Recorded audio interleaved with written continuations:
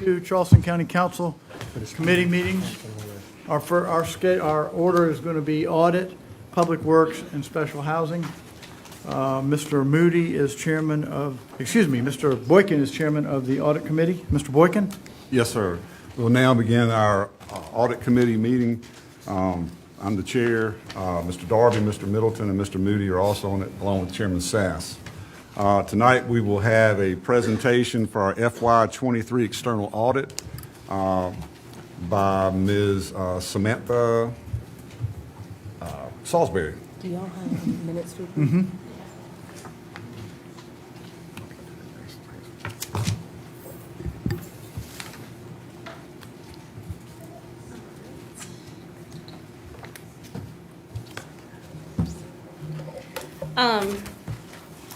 Thank you, and I'm going to go ahead and just jump right into the presentation.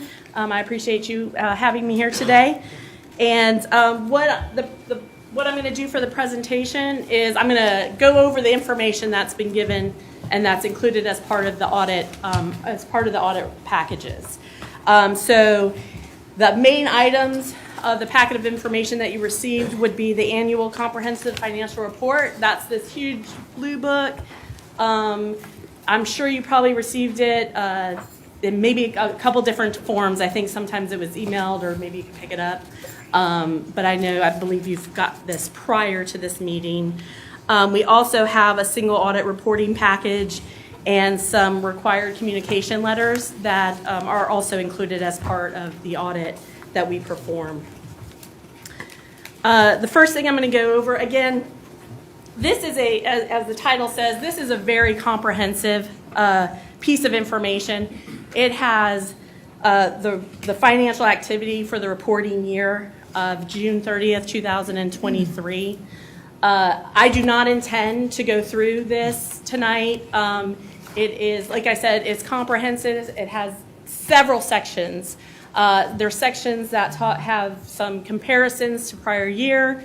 It will report the financial data. It breaks it down between governmental activities, business type activities. There's sections of this financial report that go into further detail about the numbers that are presented in these financial statements.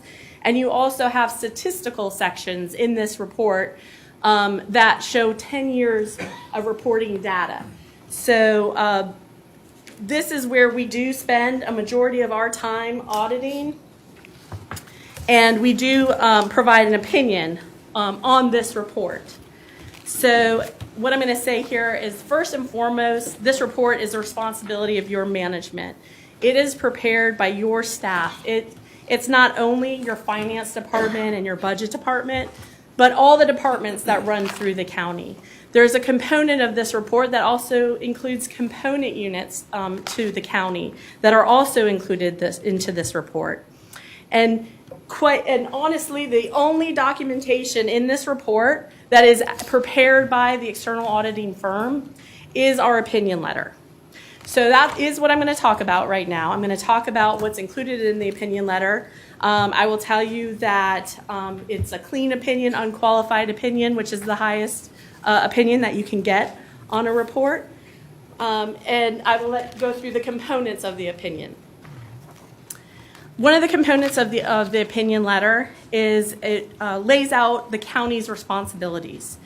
The county's responsibilities in this financial statements is having effective internal controls, producing the financial information and data that are on there, preparing and managing the budget that's been approved. Scott and Company's responsibility and our firm's responsibility is providing an opinion on whether this information is materially correct. It's important to note that this opinion does not reflect or address a financial condition of the county. The purpose of the opinion is to provide assurance to users of this report that there is a level of assurance in knowing that the information is materially correct and has been audited, so that you guys can make your own assessments of the data and the information that's included in that report. Again, I'll note that the county received an unmodified opinions, and that is the best report that you can receive. This assurance is provided based on testing and stating that the information there is materially correct. And users can examine, make their own decisions, and have that comfort level that what they're reading and the numbers that they're looking at are useful and can provide information that can be relied on. The other thing I want to talk about with this report is that the county has received a certificate of achievement on this report. They've received this for 35 years in a row. This is a certificate of achievement of excellence in reporting. It is sent to the GFOA, and it is reviewed by them and evaluated by them before they can receive this certificate of achievement. Your budget department has also, on their report, has a 34-year record of providing such a certificate of achievement on their report. And again, this is not an easy task. And I'd actually want to take a little minute to talk about the time commitment in providing the excellence in reporting that this statement reflects. There is a time commitment by both the finance, your budget departments, and all the departments in the county that are represented in this financial statement. Our firm has a significant time commitment to providing the assurance that's required to give this opinion. This timeline starts as early as you have a June year end. In July and August, the firm is starting their communication with these departments on new standards, how they plan to reflect those in the financial statements, how they plan to address and represent that. And discussions begin on making sure that everybody understands the governmental standards and reporting requirements, and that we will see those reflected in the numbers when we're testing. We also start about September, October on the field work. And the field work normally does not end until close to Thanksgiving.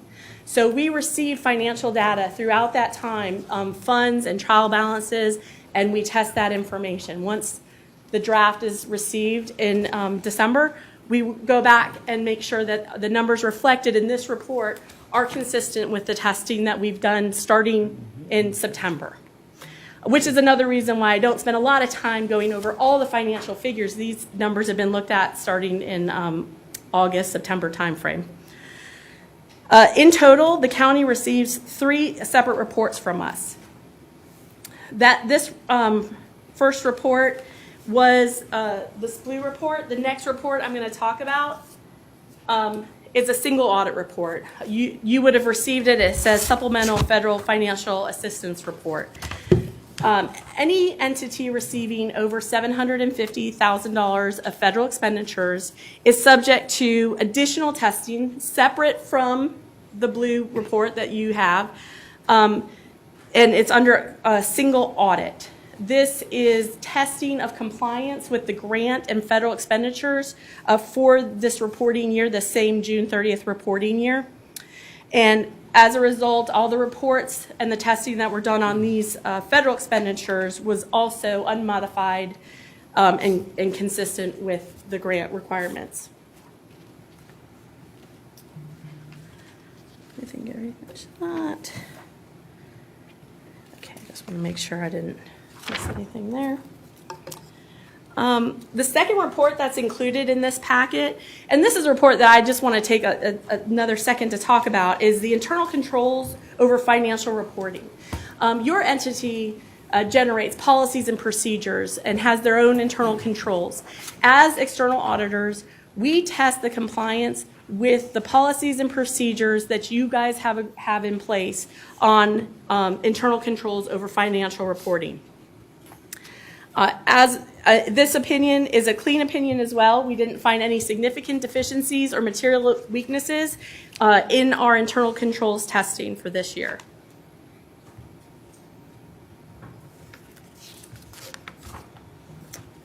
The last item that I'm going to go over, there's a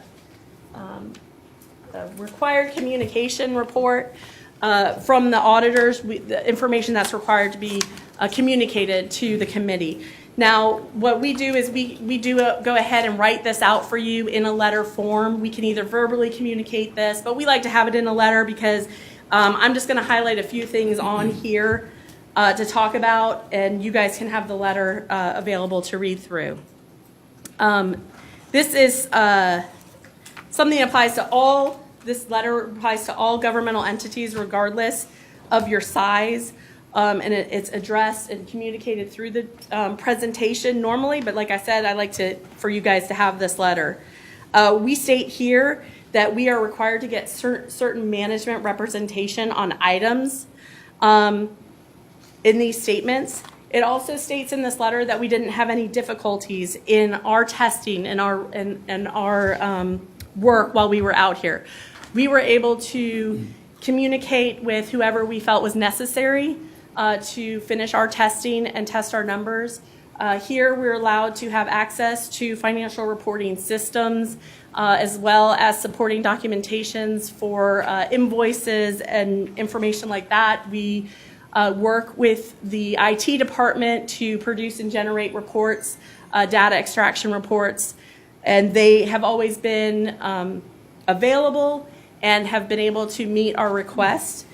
So we communicate that in this letter, and we also appreciate the fact that you guys have this information and these people and resources available for us.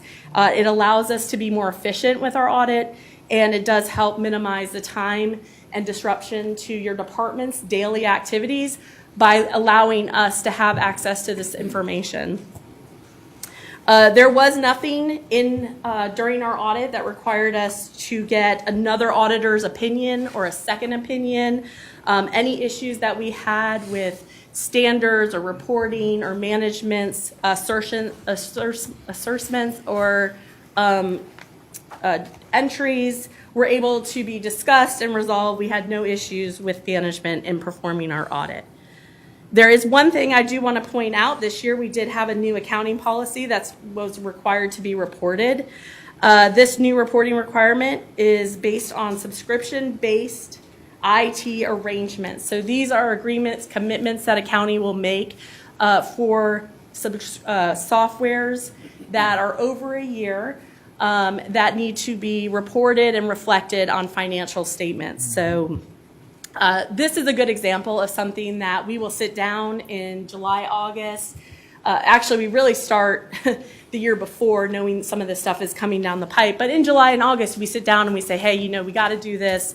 We need to know there's going to be funds that get affected. There's going to be several sections in the report. They're going to be affected by implementing this. How did you guys address this? Let's make sure we're all on the same page as far as our interpretation of the standard, your interpretation of the standard, before we get to making your adjustments at year end to get us the numbers and the draft. So that's a good example of one of the things that we try to tackle early so that we can minimize issues at the end and when the draft is being submitted to us for final approval. I would like to take a moment and thank your finance department. You guys really have top-notch. It is evident that you do spend time and have pride in the quality of your workers, and that these offices and department heads are committed to the excellence of the county. And we do appreciate that, and we appreciate everybody's hard work on getting this done.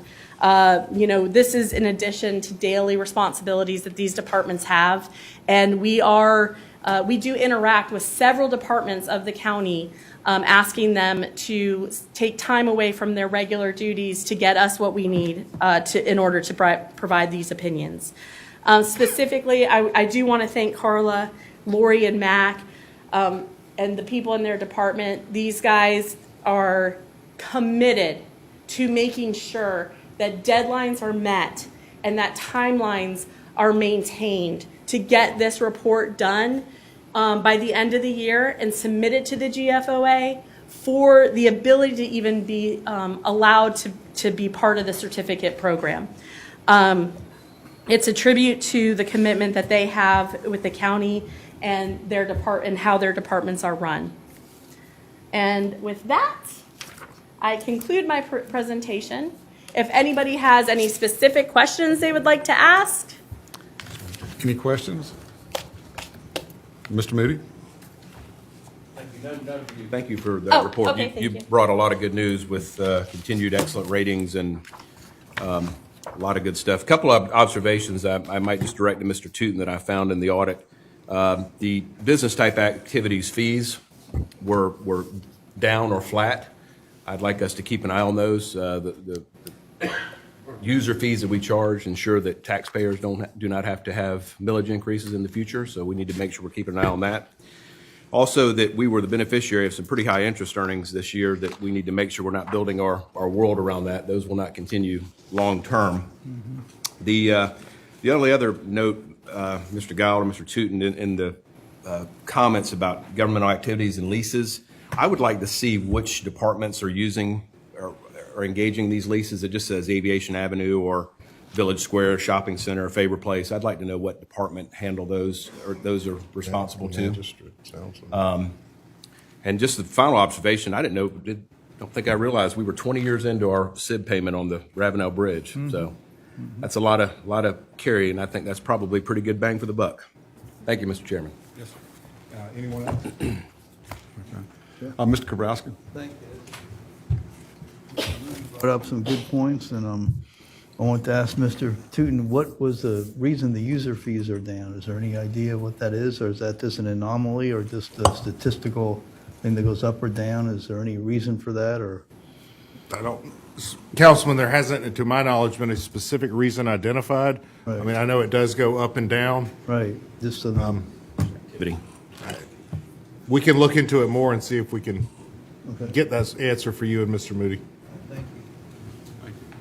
I do want to let everyone know that we are in receipt of our 2023 Popular Annual Financial Report, which is a snapshot of the county's financial health, and that is available online at our website. And I was remiss at the beginning to ask for an approval of the minutes from March the So moved. 2nd. Second. Thank you. All in favor? Aye. Ayes have it. This time, we will adjourn the audit committee and return it to the chairman. Thank you, sir. Our next committee meeting is Public Works Committee. Mr. Moody is the chairman of the Public Works Committee. Thank you, sir. Get my sheet out. This is the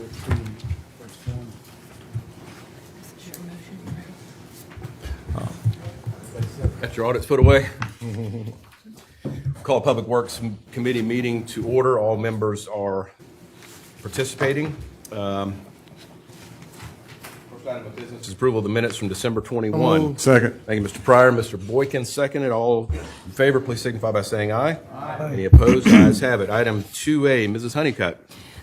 Yes, I would like to make a motion to approve slightly changed from Planning Commission. We will approve the changes that came back from Planning Commission with regard to tree mitigation, but not the third item regarding BZA. So what we sent to the Planning Commission with the two items regarding tree mitigation. That is my motion. Second. Thank you, Ms. Honeycutt. Mr. Boykin, any discussion? Mr. Werman. Thank you, Mr. Chairman. I actually have to pull up my agenda to see exactly which changes we're talking about. Take your time.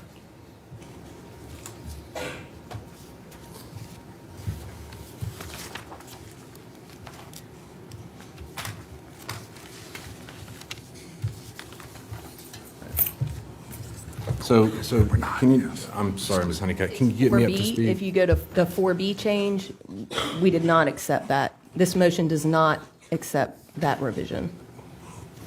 Protect trees located on a scenic highway and live oak species of grand trees may be approved by you're saying the council level review? We want what was sent to Planning Commission, not the amendment that the Planning Commission sent back. So yes, the original language is what this motion contemplates, just not the amendment that was returned from Planning Commission on item 4B. Can we read that again, just for clarity? Madam Clerk, do you have it in front of you?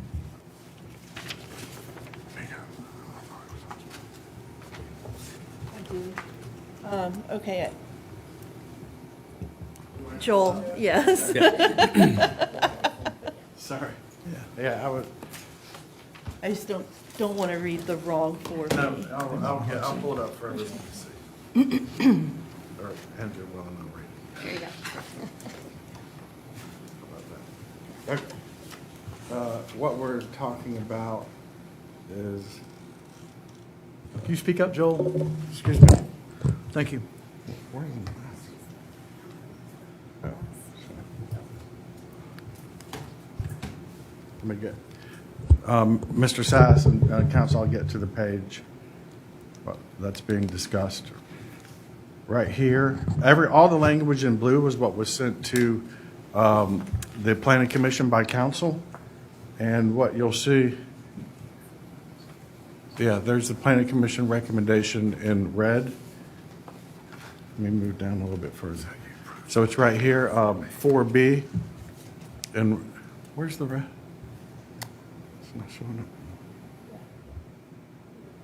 Yep. Drainage, okay. It's the one that says the public shall be provided with details of the proposed tree removals and mitigation at least 1 week prior to a public hearing, and shall occur prior to county council taking up the tree removal request. That is the motion is accepting all of the other changes that the planning commission recommended, except for that change that I just read in 4B. Taking that out, correct. 4B. still have the floor. Up to speed, and I appreciate it. Yeah, I would oppose that particular change, and actually, I don't know if I could even support the Planning Commission's recommendation, because as I'm reading this, there is, this sort of new council review, which I actually think is appropriate, because I don't really see why it needs to go to the BZA. I think it's important to have some level of discussion and accountability for it, and have us willing to step forward and say, yes, we want the exemption to apply here. And frankly, I think this body's probably better suited to weigh that decision in the context of a public project anyways. But it seems to me this doesn't apply to every situation in which it would apply ordinarily, namely that there's an exemption for, I guess, grand trees other than live oaks and protected trees not on scenic highways. So, I mean, first of all, I think the public hearing provision that was added by the Planning Commission kind of makes sense. If we're going to have it before council, it makes sense to make sure that folks can come and, discuss that and weigh those various considerations. But I also don't really see why it needs to apply only to some trees. I'd certainly support it if we could apply it to other trees. And, if this motion does not pass, I'd be happy to make that motion. But that's where I stand right now.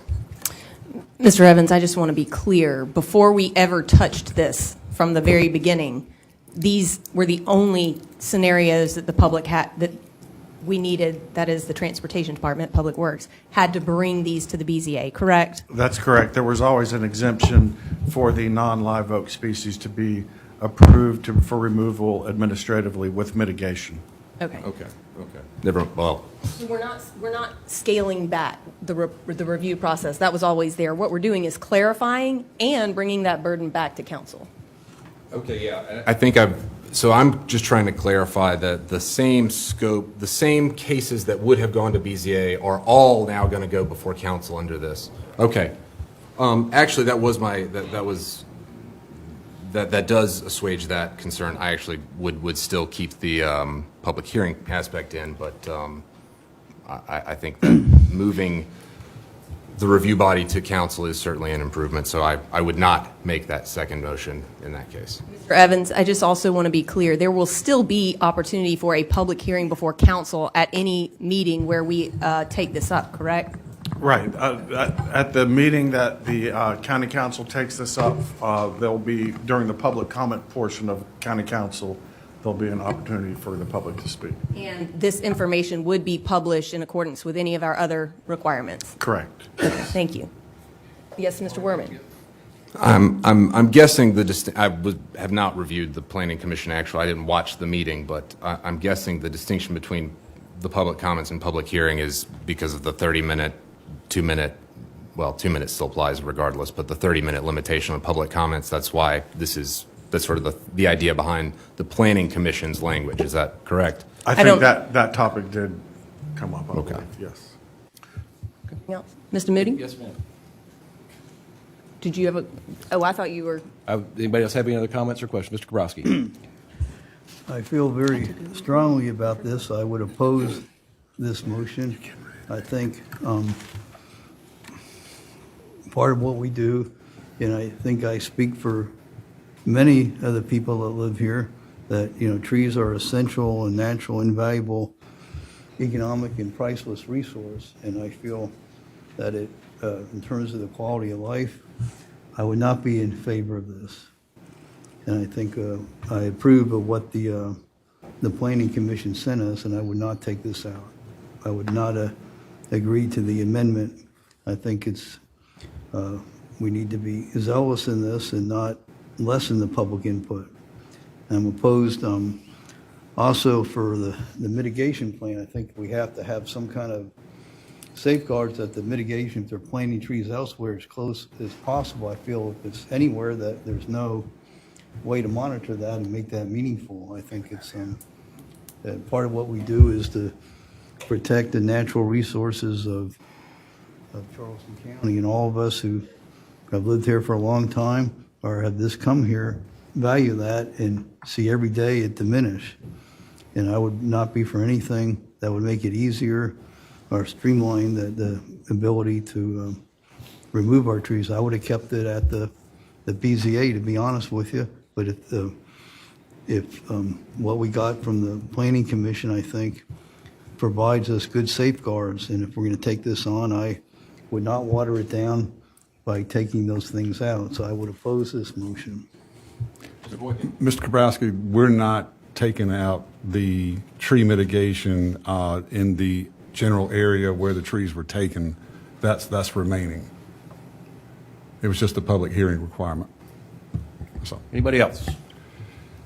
All right, motion on the floor, properly seconded. All those in favor, please signify by saying aye. Aye. Any opposed? Nay. Mr. Werman, Mr. Darby, Mr. Kabrowski, nay. Mr. Middleton, nay. Okay. Passes 5-4. Mr. Chairman, good. Say something first. I have a conflict of interest on item 2B. I filled out the form with the clerk, so I'm going to excuse myself and let Mrs. Honeycutt take this. Before y'all leave and then come back. That would be to fine. 2B. That would, if That's what everybody's I okay was with that, let's asking. take 2C Move for then. approval on 2C. Second. Okay. Second. Any discussion? We're on 2C now. 2C, we're doing 2C right now. Discussion? You'd like to? Okay. I think we heard from many people, and we're here as we vote on road construction. We have a sales tax referendum coming up, and our whole thing is to mitigate the traffic. We heard about the parking spaces. I could not be for anything that would increase the traffic flow on that and the turnover that we heard about. I think this would. This is item 2C, Mr. Brodsky. 2C, Yeah. I'm sorry, you had 2B. No, Yeah. 2C I'm in favor of. I'm sorry. Okay, I was I wondering can if you make changed that- your mind. No. I got confused between two. Please forgive me for that. I You think good? All right. this is in my district, but I'm in favor of this. I think it would profoundly safeguard, like I've always said, part of what makes Charleston County, and respect the generations that came before us and all the sacrifices made, and keep a historic community intact. I think this is a vital and important step in the right direction. Thank you, Mr. Grabowski. Thanks for the correction. Yeah, Sorry. sure. Mr. Pryor, your motion to move, does this include some language? Did we discuss that about like people that maybe don't know or not, or didn't want to be rezoned at Yes, some time and down I the think line? that should be in the motion. I think we said, and I think I made that clear. Okay. The first time before this came, that's that if anybody wants to opt out and doesn't want to be a down zone, they would have that option to come to county council and ask us to, take them out. I like that. I'm not quite there yet, That's but I not like in- that a lot, though. If that's not in the motion, I'd like to put it in there, because I wanted to make sure that if somebody wanted to opt out, we're not forcing anybody to come in. But everybody else said 95 and 98% of the people want it, but those other 2%, if they don't, they have the right to come to county council and planning and zoning and ask to keep their zoning the same. Mr. Middleton, are you, if it's not included, he's made that adjustment. Would you accept that second? Okay. So you got that, Ms. Salisbury? Thank you, Mr. Moody, for Okay. the reminder. Thank you. All right, any other discussion? All in favor, please signify by saying aye. Aye. Any opposed? Ayes have it. All right, back to item 2B. I have a conflict, and I will turn this over to Mrs. Honeycutt. I have filled out my recusal form with the clerk. Item 2B, Mr. Madam Boykin, Chair. did you have a question? I have a conflict as well, so I'll be, I've turned in my form to the clerk. Have a conflict too, then.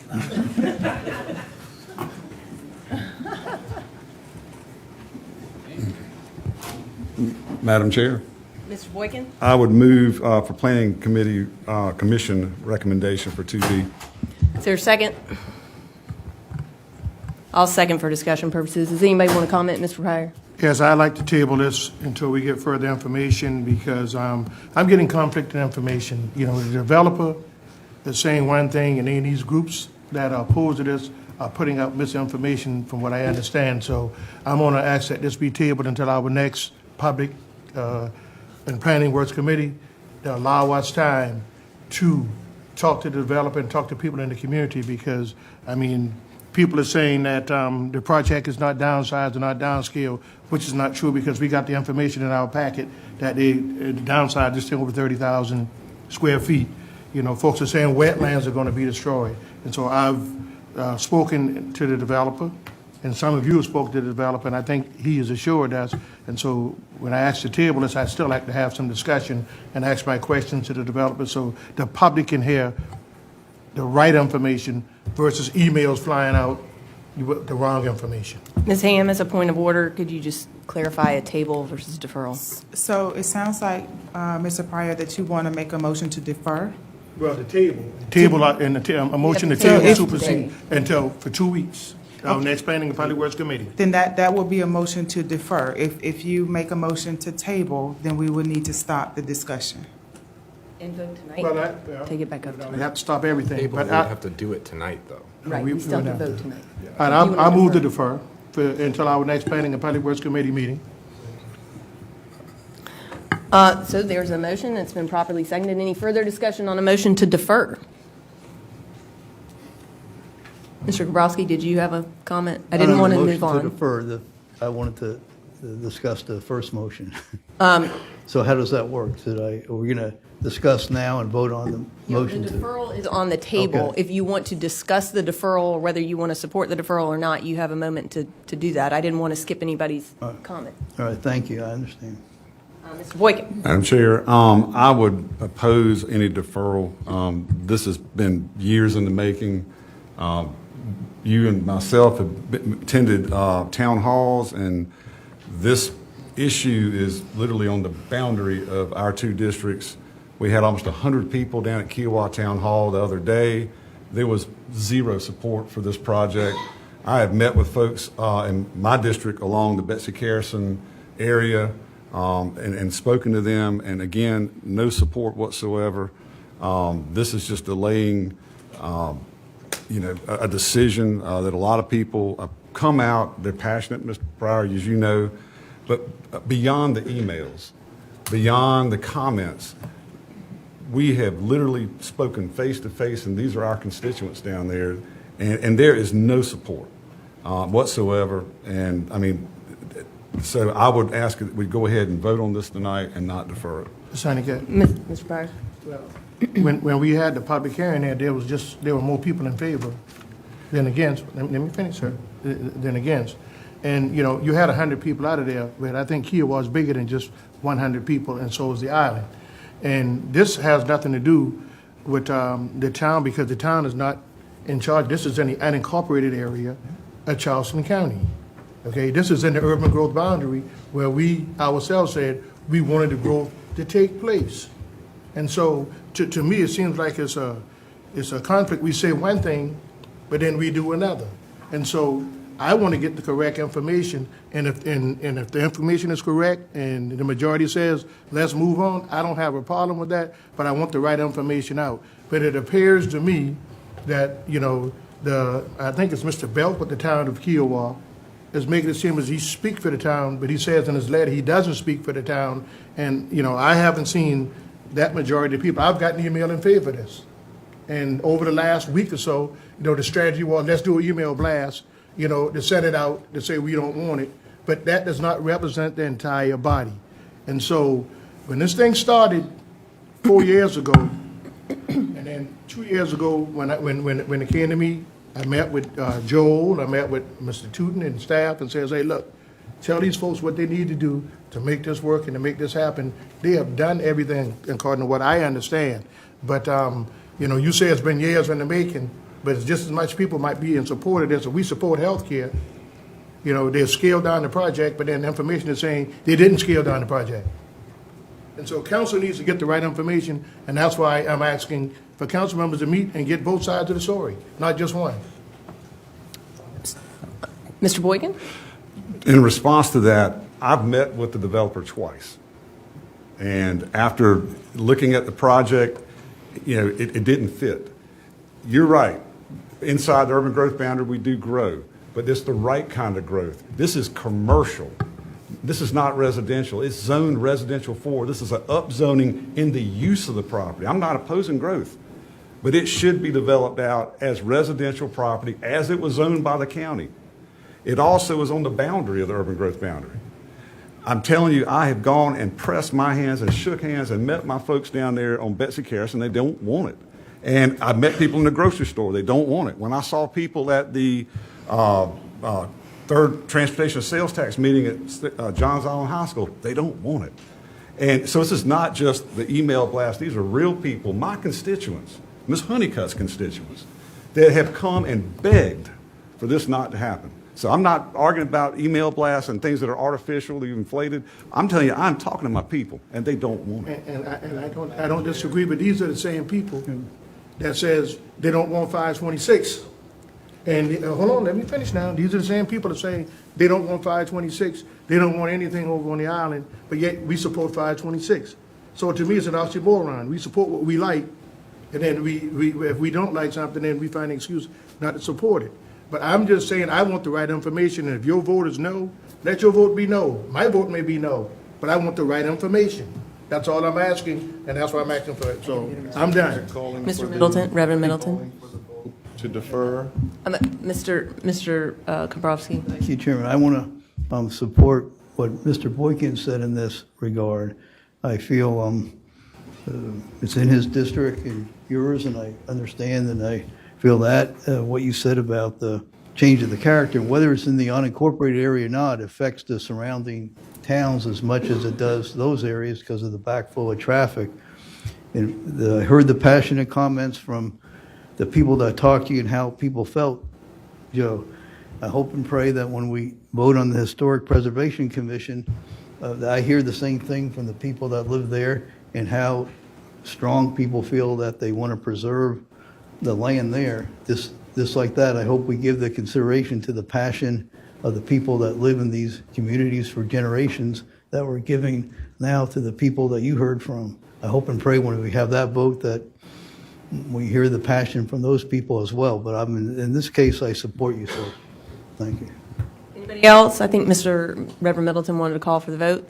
So all in favor of the deferral? Can we take a roll call? Can we roll call, Mrs. Strand? Can I get an understanding? This is a deferral to the next Planning Planning and and Public Public Works Works. Committee. So that's February 8th. Yeah, that's what, 2 weeks from Yes, today, sir. right? Okay. Mr. Boykin? Hey, Mr. Darby? Mrs. Honeycutt? Nay. Mr. Kabrowski? Name? Mr. Middleton? Abstain. Mr. Pryor? Aye. Mr. Werman? Aye. Okay, so the motion passes with 4 ayes, 3 nays, and 2 abstentions. Madam Chair? Yes, sir. If the applicant is here, I'd like to ask some questions, so that way I can get clarification, and maybe we can get some clarification on, about this project. Is the applicant here? All right. So, to the downsizing, can you explain to us? Can we get this representative to introduce himself? Sure. John Williams, 2014 Somerton Court in Panopolis.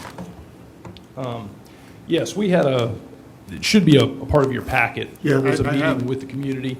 There's a letter that was sent to council on January 12th that includes a list of concessions that were offered as part of that. I think what you're referencing there was the 30,000 square foot reduction that was included as a concession in there. Yes.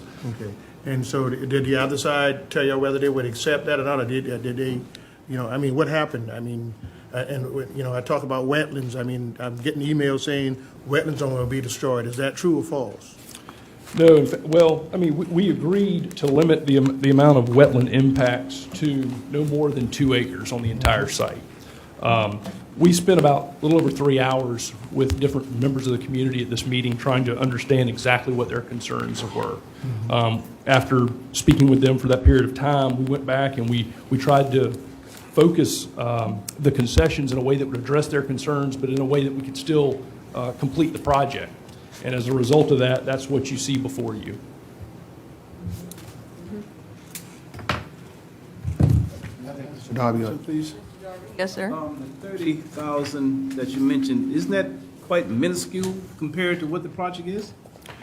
So originally, this project started at about 200,000 square feet of commercial use space, and now it has been being offered at 129,800 and something square feet. So it started at 200,000, and now it's being offered at 129,846. What are the residents telling you, sir? Well, Councilman Darby, we were here at the public hearing last month where we heard a pretty even balance of people that were in support of it. I think people were telling us that they wanted some more medical resources in that area. That's exactly what the developer's plan has been all along, is to provide medical resources in the area where the people need it so that they don't have to continue to congest those roads that are so in a dire situation on Johns Island and Highway 17 where people are traveling to the peninsula and to Mount Pleasant. We want to bring the services to the people to keep cars off the roads. Well, no offense to you, sir, but I mean, I was at the meeting as well, but I didn't see a balance. It was overwhelmingly residents not in support of it, sir. But again, I could be wrong, sir, but based upon my memory. it was here, Mr. Darby, in council chambers. That's what I'm saying, sir. Yeah, and it was, and actually, it was 2 more people in favor than it was against. Maybe. I have Mr. Kabrowski? a question, sir. I Yes. heard you, and, but what's to prevent in the future being for any commercial purpose for this? I mean, once it's built, there's nothing that could change it to non-medical purposes or any other purposes, or what goes on there, and then it become more developed. I mean, what safeguards are there to ensure that it maintains the purposes that you say now? I understand that could be the initial thing, but over time, things change and can be built out, and then it'll be said that, okay, you have this development, and I've heard it from in northern Mount Pleasant too. Once something's done, then it says, okay, it's now adjacent and it's already, heavy commercial, and we can do the adjacent area. And what's to change it from being non-medical in the future going forward? Thank you, Mr. Kabrowski. We spent years working with planning staff Right. to fine tune these uses and to put them in writing and to put them in this PD document so that we could limit that Right. concern as much as possible.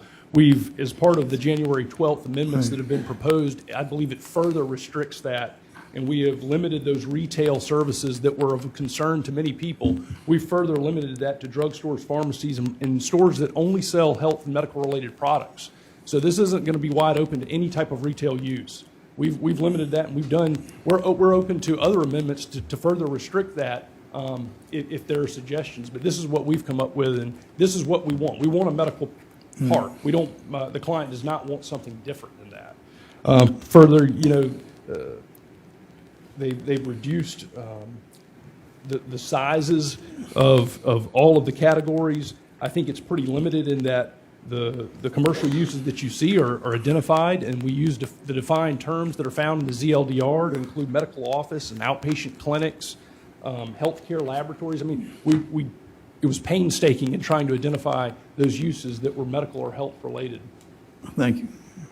And, Ms. Hunt, Yes. Mr. Kabrowski, that's why you have a plan development.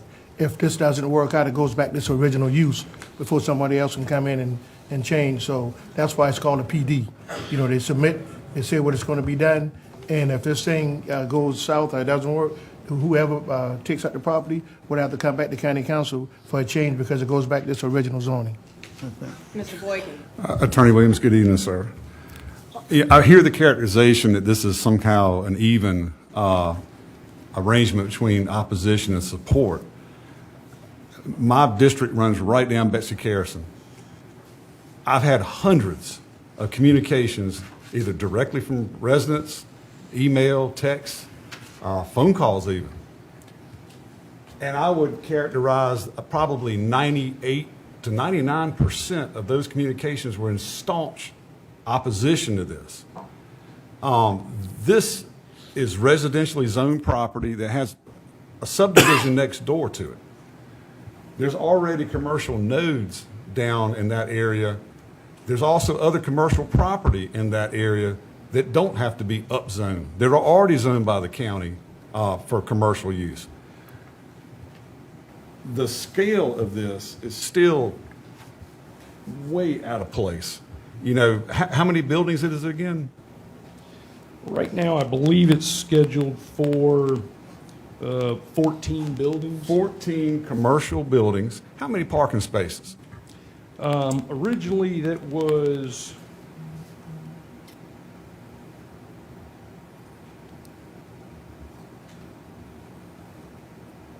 I don't have the number right here, 400 or 500. We've reduced that in the latest amendment by 94 spaces, which is a considerable reduction, because we have heard that concern. Impervious surface. How many thousands of square feet are we talking? I mean, as you well know, any of the improvements that are performed on the property have to comply with DHEC regulations. Any of the stormwater flows in the post-development condition have to be match what they are in the pre-development conditions. And wouldn't it have been a better plan, and wouldn't it make a lot better sense for something of this size, scope, and scale to connect to a sewer? I mean, why would you put it on a residentially zoned piece of property where there's no sewer connection? You know, the sewer does run right in front of the property, and it's certainly the developer's desire to be able to access and tap that. Unfortunately, the Seabrook utility has declined to allow that. We have agreed that we'll build our own site sewer treatment plant, and if it's ever available to tap into that sewer at Seabrook, we would automatically do that, and we would get rid of the wastewater treatment plant on site. So let me propose this to you. Kiowa's done a survey of their residents, and it came back with 80, 90% of opposition. I've told you about all the people I've spoken to down there along the way. It sounds like literally the people inside and outside the gates have no interest in patronizing this business. Where are your clients coming from? Are they going to come from Charleston, Mount Pleasant? I mean, I go to, if the people who live there don't want the services and are not supportive, where is the demand? Well, I guess I would respectfully disagree a little bit. I understand the concerns that you've been hearing, and I don't dispute that, but I would tell you that we've received a large amount of support, and we can share that information with you. A long list of people. We can get your names and addresses. I would of these love people. to see it, because I sure haven't, and you know, so. No disrespect. I don't think I've ever, in the 4 years that I've been here, hear an interrogation of an individual or a developer who wishes to have a matter that is before us voted upon in this way. I think that, certain questioning is reasonable and prudent, but we're now in an interrogation. So if we can move this along, that would be appreciated. That's all, thank you. Mr. Pryor, I recognized your desire to hear from the developer on this. Is there anyone that would like to speak that was at the meeting? Mr. Cobb, do you want to speak? Mr. Zlogar? We'll give you a few minutes just to give your position, if you could take 2 minutes or less.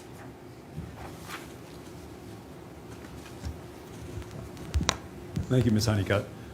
Yes, I was at the meeting. There were 5 of us, and basically we told them, as Mr. Boykin said, hundreds, probably about 1,500 people responded to 2 surveys. 1,500, not 20 people that showed up here. People took the time out to do that. And one survey showed 75% did not want it. The other survey showed 80% did not want it. Significant numbers, very significant numbers. And we basically came into the meeting and said, look, this is what the community says.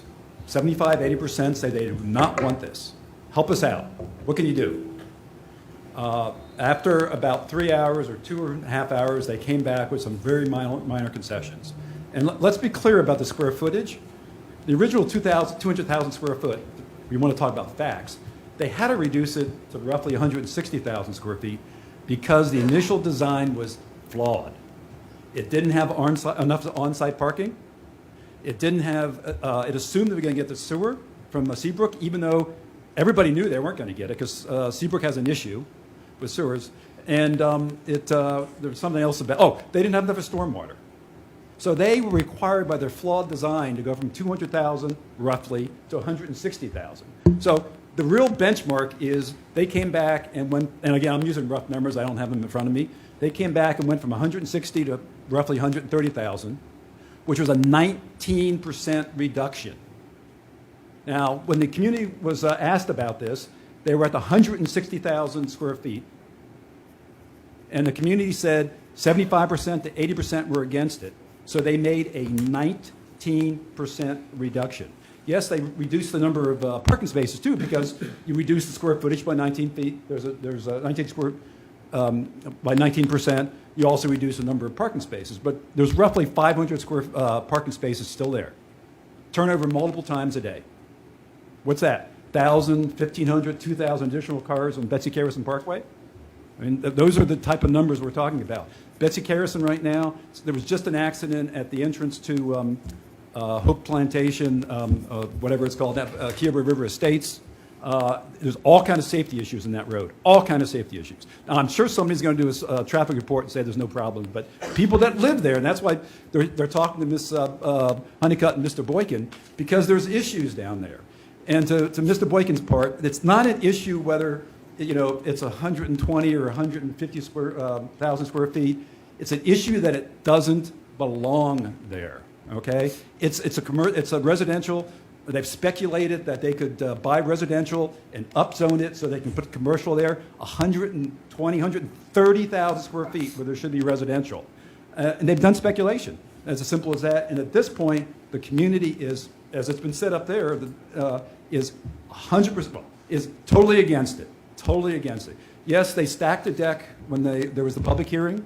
They brought in a whole bunch of people, God knows from where, okay? But the people you heard that were against it were Johns Islanders, Kiowa Islanders, Seabrook Islanders, the people that actually lived there.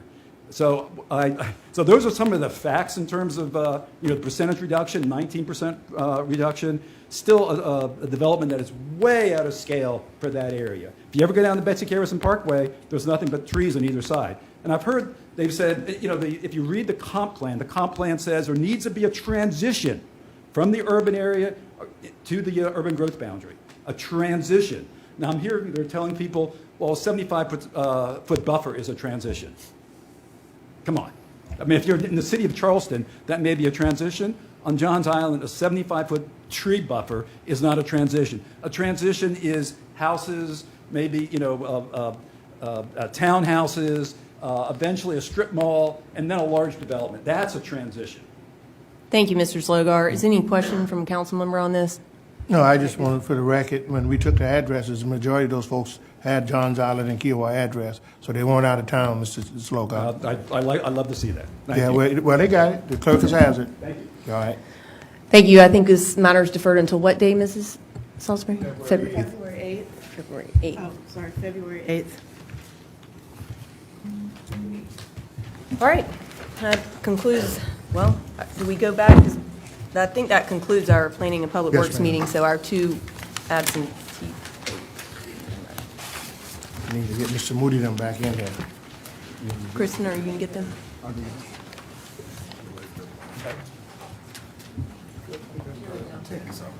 There they are.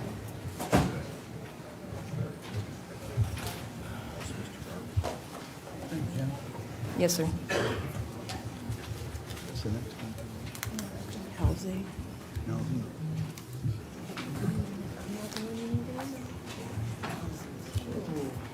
Now we are ready for our our Special Housing Committee, chaired by Ms. Honeycutt.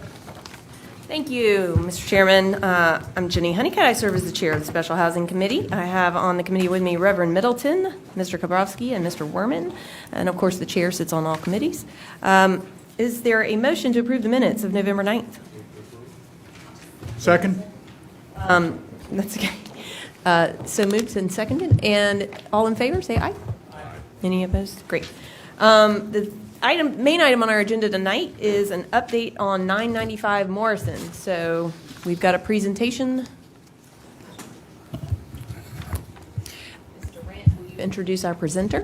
Thanks, Ms. Honeycutt. Absolutely. As you all will remember, we entered into a contract with Development Strategies to do the scenario planning in order to develop an RFQ to achieve the directives that council voted on for 995. We gave you an update at the end of the first quarter. We are now at the end of the second quarter and are giving you this update to show you what progress they have made in ultimately designing the developer book that will allow us to receive developer proposals, and we will be able to compare apples to apples as opposed to a conglomerate of different scenarios. So they're going to give you a brief presentation highlighting some of the knowledge that they've gained from a number of meetings that we've had with local organizations, the city, ports, et cetera, and what they are anticipating for the next final quarter. Matt? Great.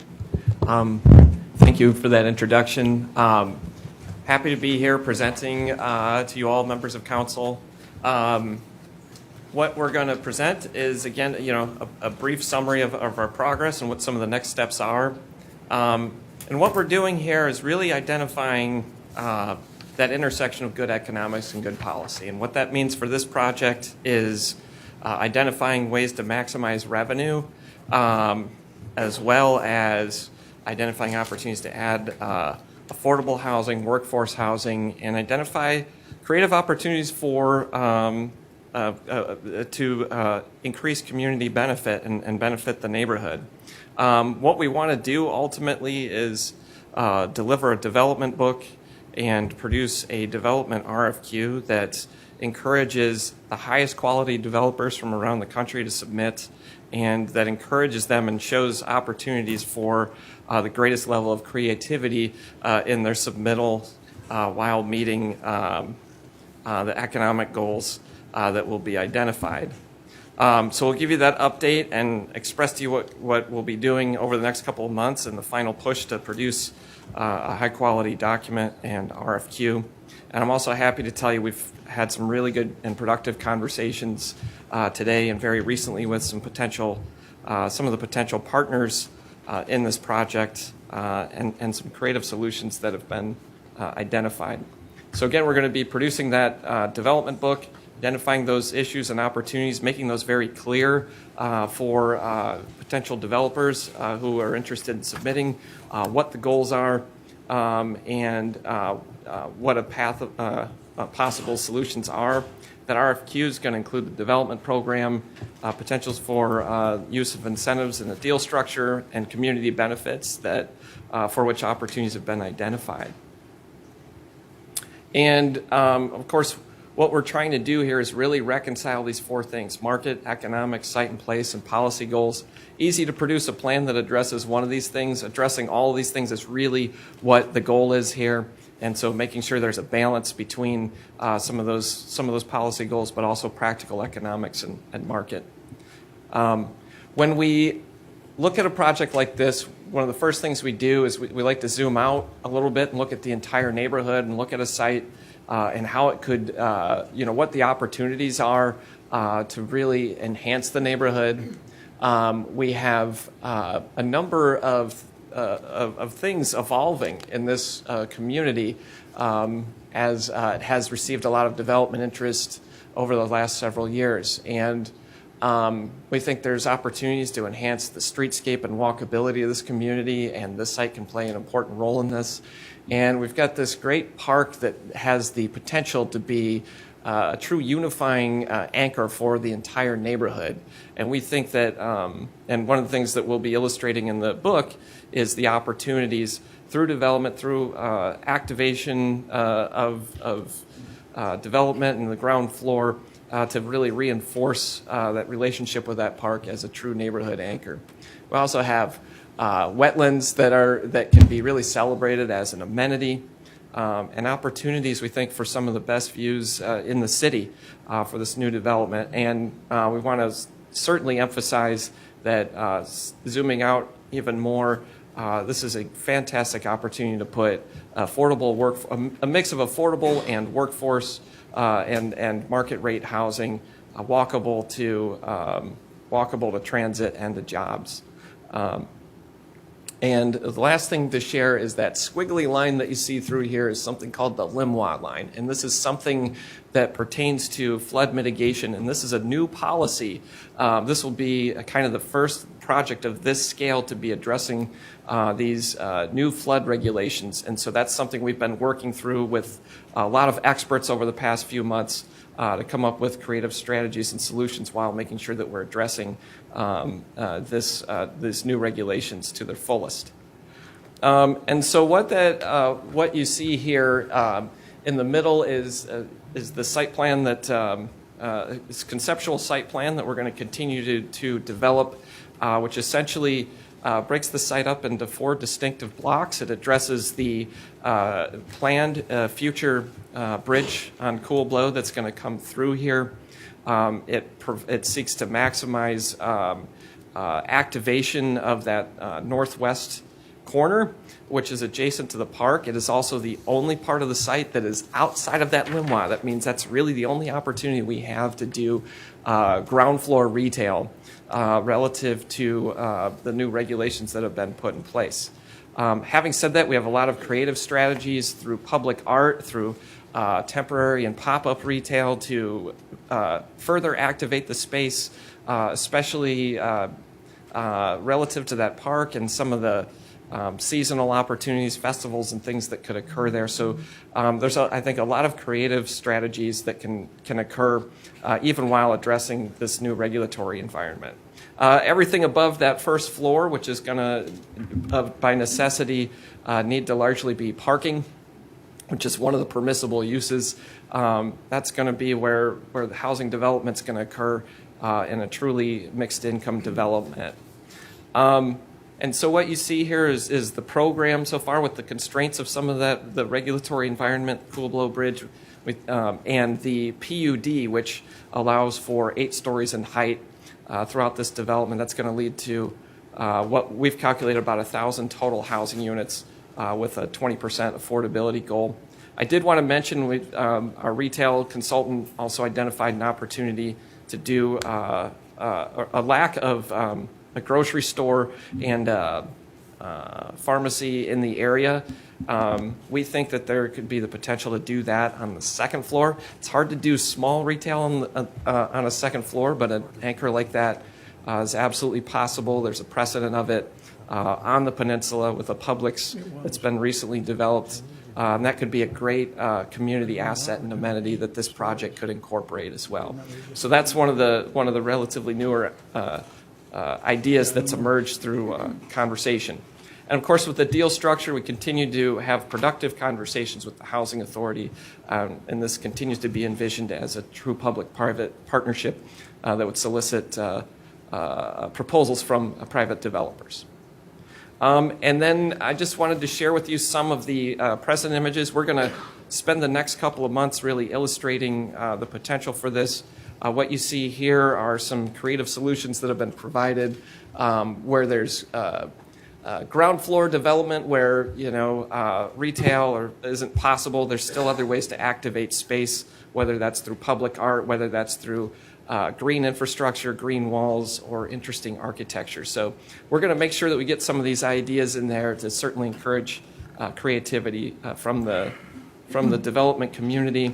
I also wanted to share some precedents of second floor anchor retail, but also some of the innovation we're seeing, especially in areas that are dealing with flood mitigation with temporary structures, pop-up structures. Some of these things are really evolving in ways that they can be really attractive. They can be really supportive of small business, and a lot of these things can be rolled out on wheels depending on circumstance, time of year, and flood conditions and such. So again, we're going to be putting a lot of this out there to encourage that creativity. In terms of next steps, so we've worked through the analysis. We've really been refining that development program. We're going to continue to iterate with the numbers and the capital stack that goes into this project to inform the partnerships and the partnership opportunities that exist. We'll be illustrating that optimal program and layout, and opportunities for that street-level activation, the fiscal impacts, the deal structure. All of that's going to go into that development book, and we'll be working on that draft development RFQ. So a lot of the work that you're going to see is going to occur over the next 2 months. A lot of the work to date has been a lot of the analysis and a lot of the conversations to get to this point. With that, I'd like to field any questions that you all have. Mr. Rossi? First, thank you for your hard work, your professionalism, and your expertise that you obviously put into this. That's to be admired and thanked. But I'd just like to give you my position is, I don't know why we just don't sell this property and put that money towards mitigating the congestion we have in our traffic problems. I think that would be well spent. I don't know why county council would get into the landlord business. And 3, I saw where the squiggly line in the flood zone. Why would any responsible government entity put 1,000 people on 8 floors in a flood zone with rising tides and knowing there's nothing between that and the hurricane? I know in the last mayor election for the city of Charleston, they were talking whether or not to build a seawall. I mean, we're consciously going to build an 8-story building with, you said, 1,000 tenants right in a flood zone at rising tides. I don't see how that's responsible. I understand we have longstanding existing buildings in a flood zone. Charleston's in a flood zone, and we have to deal with what we have. But to consciously take steps to knowingly do this, and I admire the public park and the green spaces. My preference, speaking only for myself, would be to sell it and put the money towards drainage issues and helping flood mitigation all over Charleston County, applying that money to that. And second, I'd rather see the whole thing as a park and contribute to the community.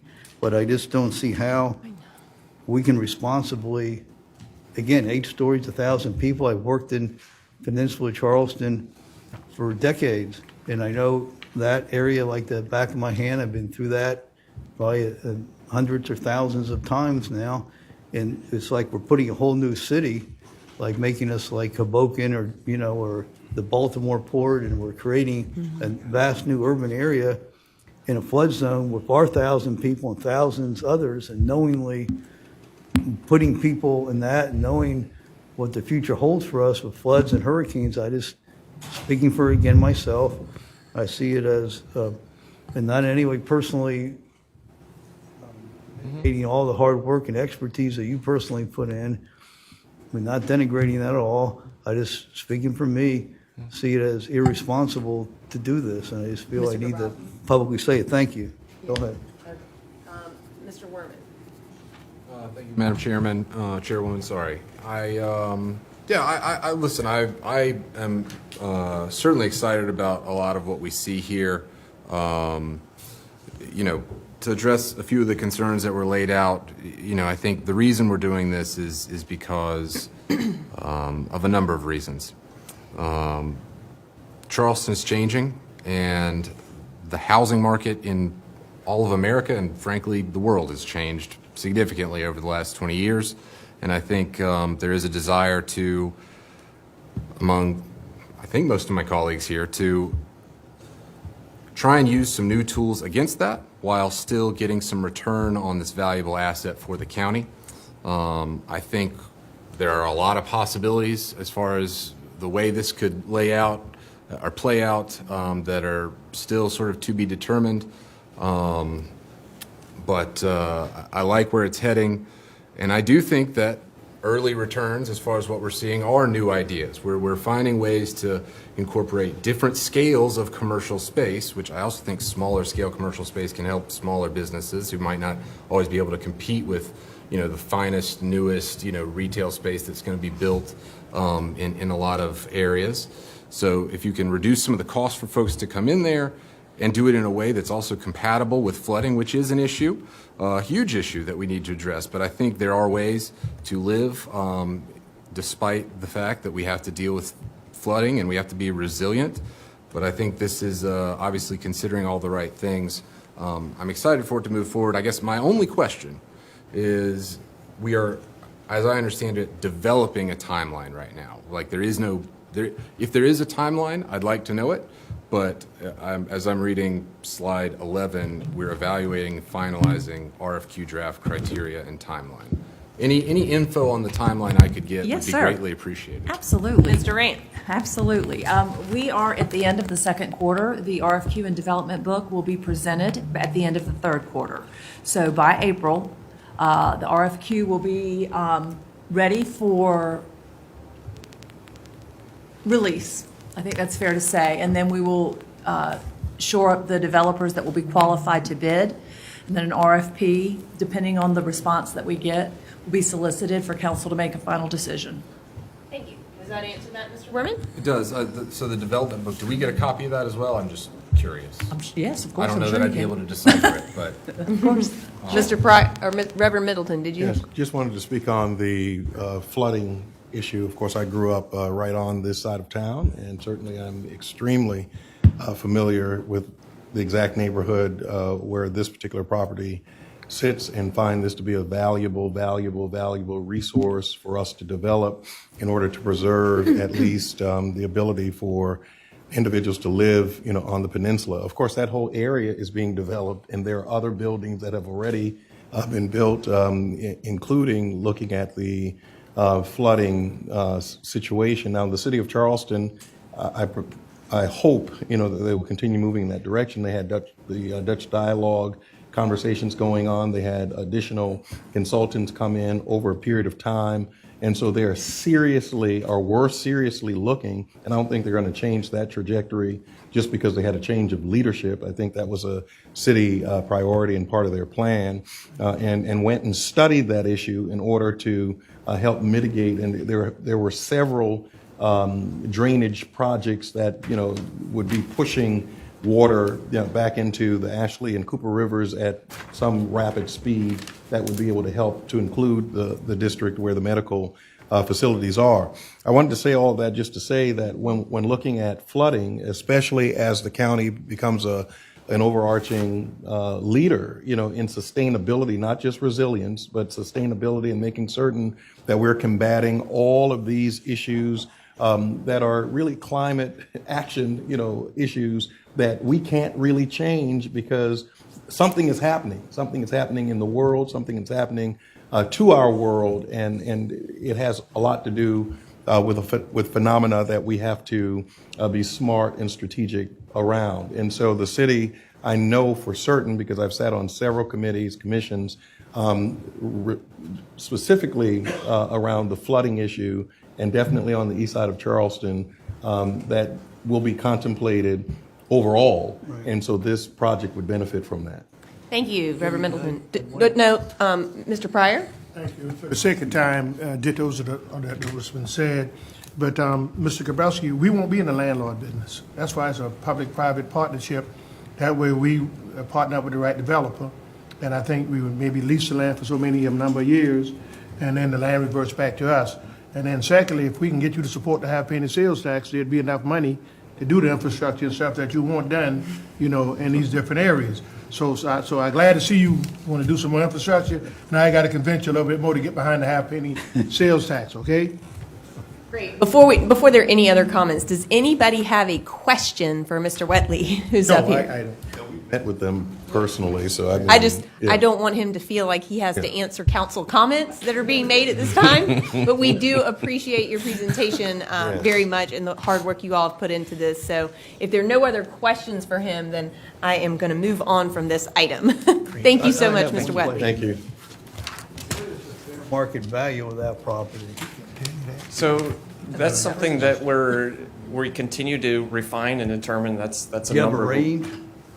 That's a number I would prefer to Your best continue to. estimate, based on your expertise and your. He doesn't want to answer that. You can ask him off the record. We will.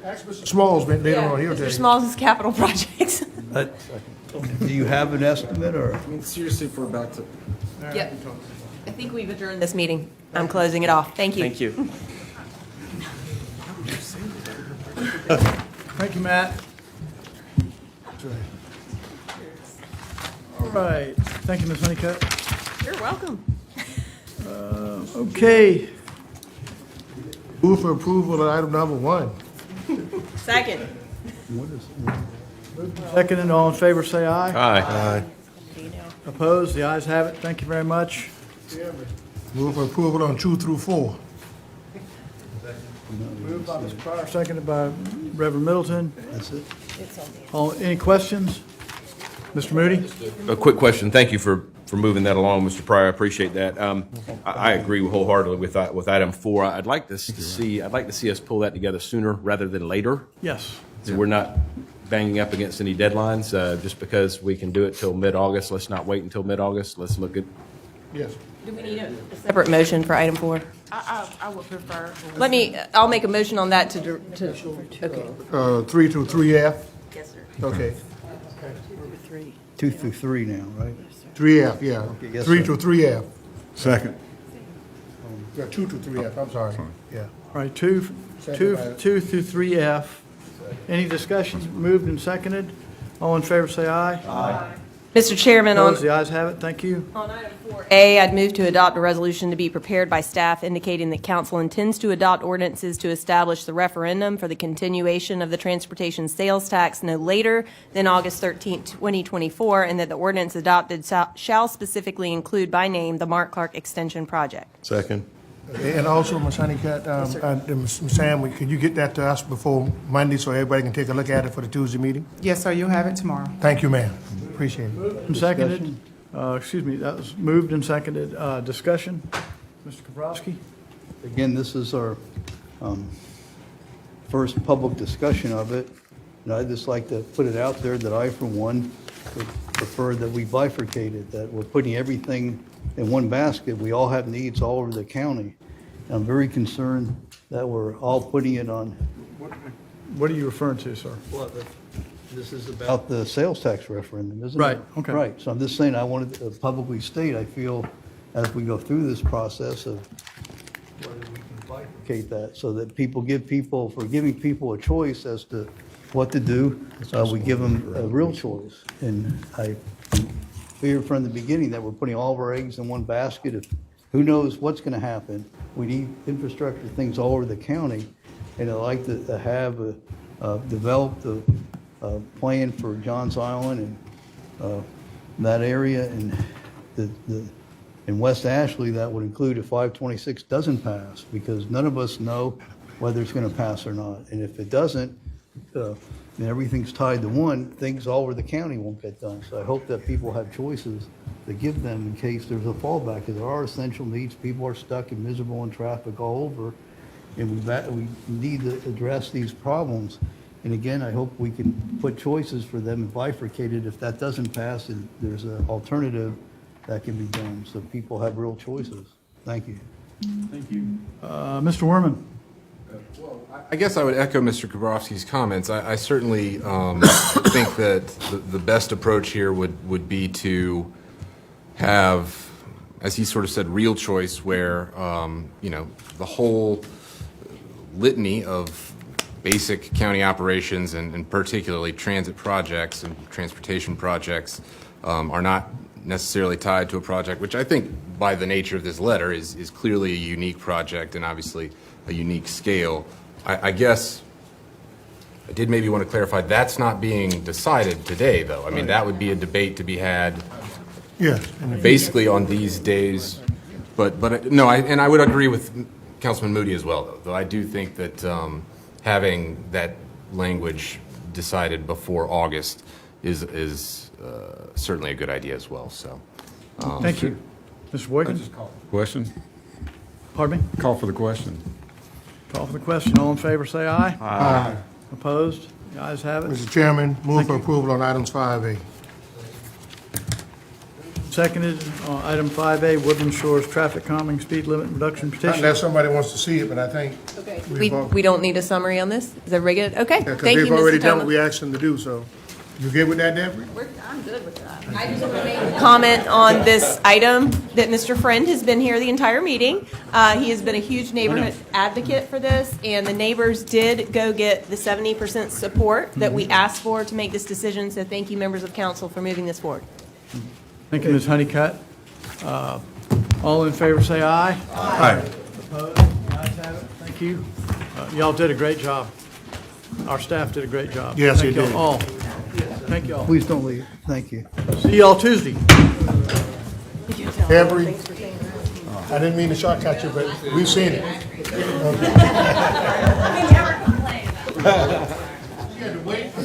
Okay.